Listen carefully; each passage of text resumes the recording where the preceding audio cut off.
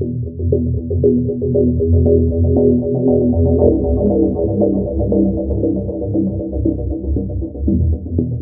में जिस तरह की घटनाएं हुई हैं उस पे हम लोग भी नजर रखें। नमस्कार, न्यूज़ फॉर नेशन देख रहे हैं आप। मैं हूं अनिल। राजधानी पटना से इस वक्त की बड़ी खबर है, जहां पे बिहार पुलिस मुख्यालय द्वारा जारी अलर्ट के बाद अब राजधानी पटना को भी पूरे अलर्ट मोड पर रखा गया है। इस बाबत पटना एसएसपी कार्तिकेय शर्मा ने साफ तौर पे बताया है कि बिहार पुलिस मुख्यालय के द्वारा जारी अलर्ट के अनुसार अब पटना जिले में भी पूरी तरह से अलर्ट जारी कर दिया गया है। दरअसल देखा जाए तो बीते दिनों नेपाल में एक बड़ा मामला निकलकर सामने आया है, जिसमें बड़ी हिंसा वहां पे फैली है और इस बाबत बताया जा रहा है कि लगभग प्रधानमंत्री के द्वारा वहां पे 26 ऐप को बैन कर दिया गया है।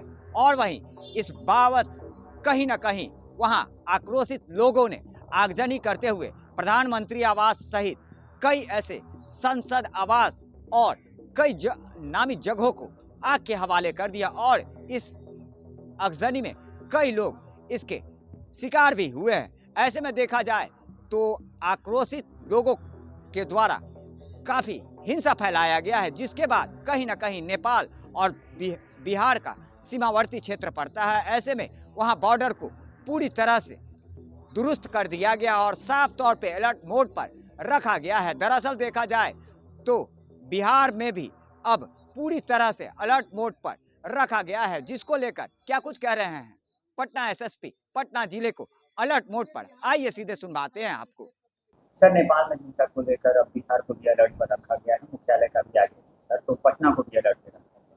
देखिए, जो नेपाल में जिस तरह की घटनाएं हुई हैं उस पे हम लोग भी नज़र रखे हुए हैं और चूँकि नेपाल और बिहार का एक ओपन सीमा है और इसी में सब जगह से जो सीमावर्ती जिला हैं वो भी नज़र रखे हुए हैं और पटना भी हम लोग नज़र रखे हुए हैं कि ऐसे कोई घटनाएं होती हैं तो उस पर हम तुरंत कार्रवाई कर सकें।